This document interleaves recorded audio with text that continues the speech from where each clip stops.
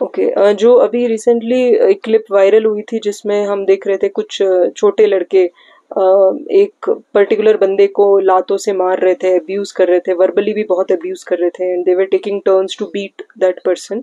वो 2 हफ्ते 2 महीने पुराना, 2 हफ्ते, वो 2 हफ्ते पुराना इंसिडेंट है। 16 मार्च का। अच्छा, 16 ऑफ मार्च का वो इंसिडेंट है।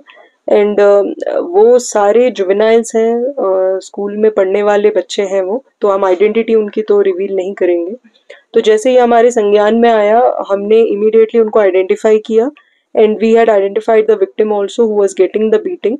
सो उससे हमने फॉर्मल कंप्लेंट भी ली और हमने डायरेक्ट एफआईआर इसमें लगा दिया।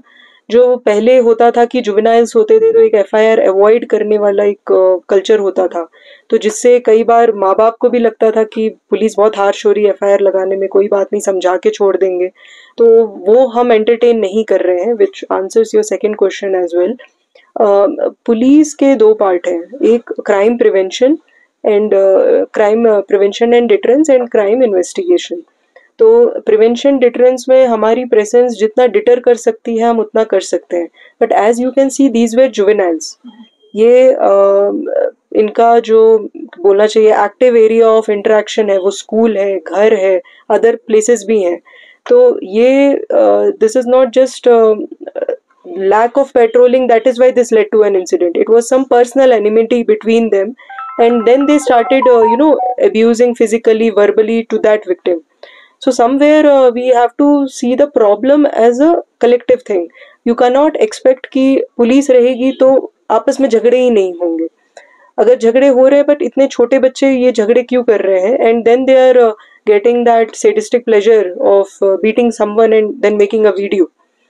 सो we are taking a very strong stance इसमें कि अगर आपने लॉ वायलेट किया है तो हम आप पे कानूनन कार्रवाई करेंगे। I think this is the biggest deterrence one can have, which was not there earlier also. अगर आप देखें लास्ट ईयर भी जो भी मारा पीटी के इंस्टेंसेस हुए हैं जो जनरली बेलेबल भी होते हैं, but still we are taking a cognizance and registering FIR so that these persons जो जुवेनाइल है ये जब ये ऐसा वायलेंट क्राइम करते हैं, they should not take police for granted कि हमें बुलाया, काउंसलिंग किया और छोड़ दिया। Obviously there are no observation homes for them, so we had to take the lawful action as well, taking the Juvenile Justice Act into consideration. और रही बात इसकी कि हम मैन पावर कंस्ट्रेंट तो है हमारा, but we can not use it as an excuse. हम उसे एज एन एक्सक्यूज भी नहीं बोल रहे हैं। हमसे जितना हो सकता है we are going to cover the areas, mostly based on the timing and the important areas जहाँ जहाँ पे ऐसे सिचुएशंस हो सकते हैं। सो वो हमारी स्ट्रेटेजी रहेगी। जुवेनाइल होम और करेक्शन होम लद्दाख में ना रहने से कितना चैलेंजेस हो रहा है मैम, कितना इम्पोर्टेंट है लद्दाख में अब जुवेनाइल होम और करेक्शन होम का होना?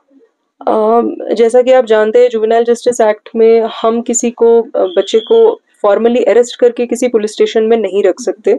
अगर करते भी हैं तो हम उसे अप्रहेंड करते हैं, अप्रहेंशन मेमो बनाते हैं in front of a guardian, and फिर उसे जेजेबी के सामने लेके जाना होता है, वो वहाँ से उसे करेक्शन होम में भेजते हैं, ऑब्जर्वेशन होम में। बट अब वो प्रोसेस में है। I think very soon the administration will notify a building or a setup as an observation home. So at least it will give a sense of implementation of law कि अगर आपके against case register हुआ है तो आपको थोड़ी देर के लिए ऑब्जर्वेशन होम में भी रहना पड़ेगा। So that will bring a sense of responsibility towards the parents as well.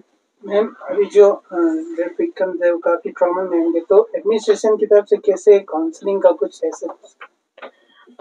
इसमें अगर आप पॉक्सो एक्ट में प्रोविजन है कि चाइल्ड वेलफेयर कमेटी के जो काउंसलर या वर्कर होते हैं वो काउंसलिंग देते हैं अदर देन पुलिस। पुलिस तो अपना काम कर ही रही है, बट उसको विक्टिम को एंड उसकी फैमिली को काउंसलिंग करने के लिए CWC की तरफ से वर्कर भी आते हैं, एंड ऑब्वियसली हॉस्पिटल में भी जो कंसर्न डॉक्टर्स हैं वो भी देखते हैं विक्टिम का मेंटल वेलबींग अच्छा हो। तो हम सारा केयर लेते हैं कि उसे किसी भी चीज़ की हरासमेंट ना हो या वो दोबारा उस ट्रॉमा से ना गुजरे।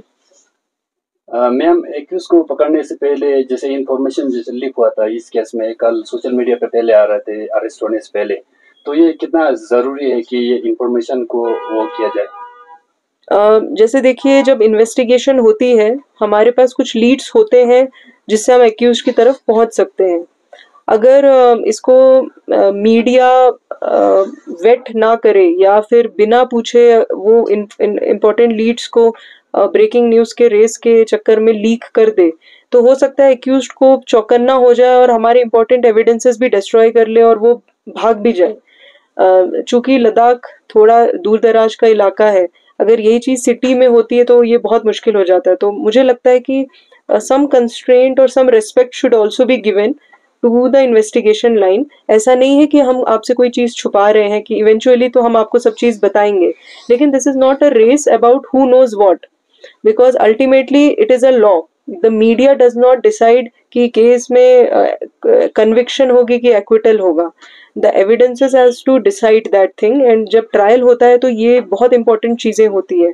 और कई बार तो ये हमें प्रूव करना पड़ता है कि आप ये एविडेंस का टाइम ये दिखा रहे हैं, लेकिन मीडिया में तो टाइम ये आया था, जबकि वो वेरीफाइड नहीं होता है। सो these all things jeopardize the case and actually lead to the sabotage of the case. But like I said कि जब कुछ ऑफिशियल होता है वो हम अपनी तरफ से खुद ही बता देंगे, एंड मीडिया की तरफ से रिस्पॉन्सिबल रिपोर्टिंग भी काफ़ी